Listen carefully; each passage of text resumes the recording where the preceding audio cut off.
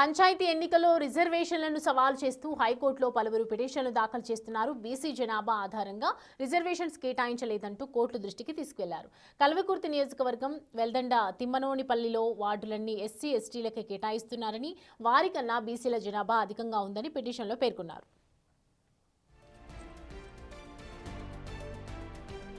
సంగారెడ్డి జిల్లాలోనూ పలువురు పిటిషన్స్ దాఖలు చేశారు. ఆందోళ్ మండలం రామసానిపల్లికి చెందిన మాజీ సర్పంచ్ ఆగమయ్య పిటిషన్ వేశారు. పిటిషన్లపై విచారణ చేపట్టిన జస్టిస్ టి మాధవీదేవి తదుపరి విచారణ రేపటికి వాయిదా వేసింది.